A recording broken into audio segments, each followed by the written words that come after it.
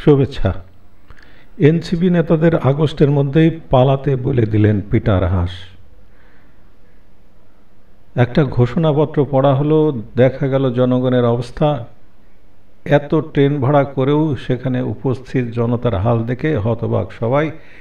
NCP এখন বুঝে গেছে যে তাদের দ্বারা রাজনীতি হবে না, জনসমর্থন তাদের সঙ্গে নেই। ইউনূসও সেটা বুঝে গেছেন। যারা জুলাই নিয়ে ঘোষণাপত্র নিয়ে যারা এত ছেঁচাছেঁচি করল, যাদের একটা আকাঙ্ক্ষা ছিল জুলাই ঘোষণাপত্র নিয়ে, তাদের 4 জন নেতানেত্রী, কেউ বলছেন কক্সবাজারে, নাসিরুদ্দিন পাটোয়ারি বলছেন কক্সবাজারে ঘুরতে গিয়েছিলাম।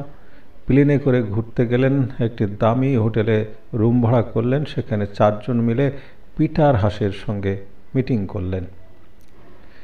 এই সময়ে জুলাই ঘোষণাপত্র পাঠ করা হচ্ছে। সেই ঘোষণাপত্রে যাই থাকুক না কেন, সেই পাঠ করা তো হচ্ছে।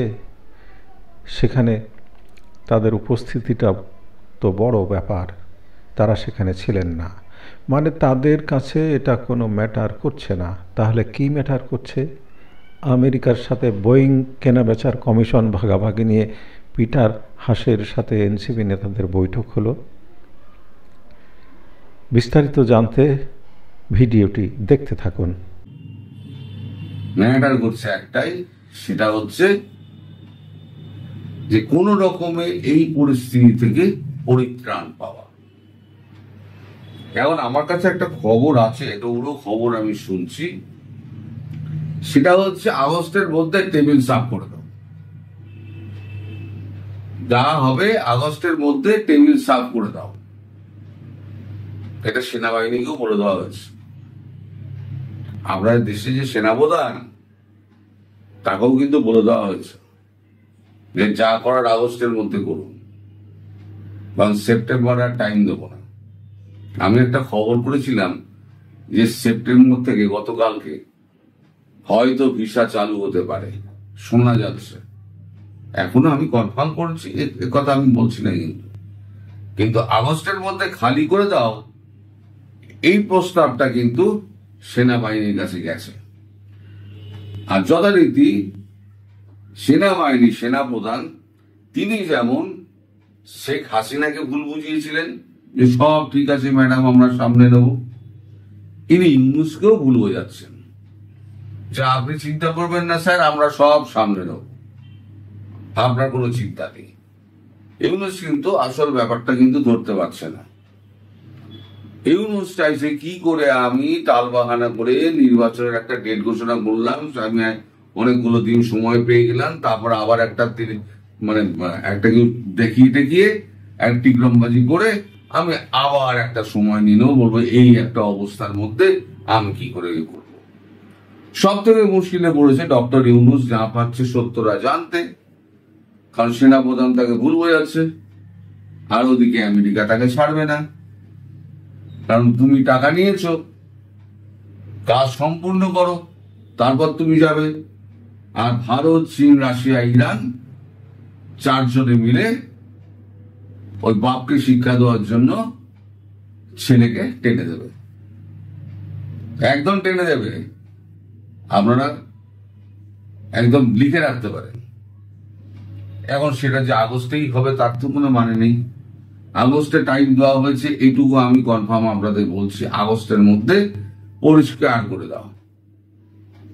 সেনাবাহিনীর কাছে বার্তা পৌঁছে গেছে। তাহলে এই বার্তাটা কি এই 4 জনের কাছে পৌঁছেছিল? তাদের কাছে ওই জুলাই ঘোষণার থেকে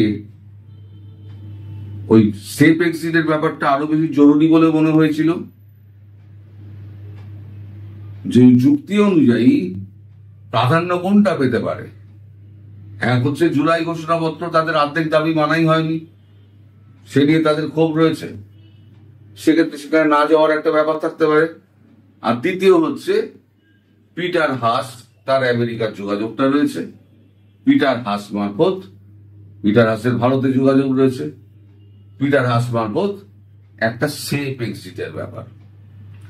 এবং আমি এটা জানতে পেরেছি এই আগস্ট মাসের মধ্যে যারা দেশ ছেড়ে যাবে, ভারত তাদের সেফ এক্সিট দিয়ে দেবে, একটাও কথা বলবে না। ভারত একটা প্রশ্ন করবে না, সেফ এক্সিট দিয়ে দেবে। 31 আগস্টের পরে কেউ আর ভারত বেরোতে পারবেন না, তাদের বঙ্গোপসাগর দিয়ে নৌকা নিয়ে যেতে হবে অথবা ট্রলার নিয়ে যেতে হবে দূর দ্বীপবাসিনী শ্রীলঙ্কা হয়ে, তারপরে পাকিস্তান যেখানে যাওয়ার সেখানে হয়তো যেতে পারেন।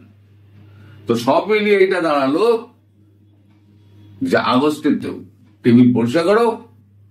আর সেই আন্দাজ পেয়ে আমাদের 4 জন নেতা নেত্রী যারা গিয়ে মানে অগ্রগণ্য যারা, তারা জুলাই ঘোষণাপত্র ছেড়ে সোজা চলে গেলেন হোটেলে পিটার হাসের সঙ্গে মিটিং করতে। এই হলো মোদ্দা ব্যাপার। এর মধ্যে অনেক চক্রান্ত, অনেক কিছুর গল্প আপনারা শুনতে পাবেন, কিন্তু এখানে কোনো চক্রান্ত আর গল্পের ব্যাপার নেই। এটা হচ্ছে পলায়নের বিষয়। যত তাড়াতাড়ি পারা যায় পলায়ন করো।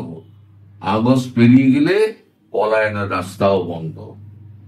তারপরে কি হবে না হবে শুধু পরে দেখা যাবে। কে মারবে, মানে ডান্ডাটা কে মারবে? রাশিয়া মারবে, চায়না মারবে, নাকি ভারত মারবে? ইরান মারবে না, ইরান এসবের মধ্যে ঢুকবে না, কিন্তু এই 3টে দেশের একজন তো মারবে। আর আমি বরাবর বলি, যুদ্ধটা যদি অন্যের জায়গায় হয় তাহলে পরে আমার লাভ সব থেকে বেশি, সেক্ষেত্রে রাশিয়ার লাভও বেশি, চীনের ডাক আছে, চীনের লাভও বেশি, আর ভারতের তো লাভই লাভ। কারণ ভারতের কাছে এখন একটাই কনসার্ন, সেটা হচ্ছে বাংলাদেশে শান্তি প্রতিষ্ঠা। তার জন্য যা করতে হবে ভারত তাই করবে। ধন্যবাদ।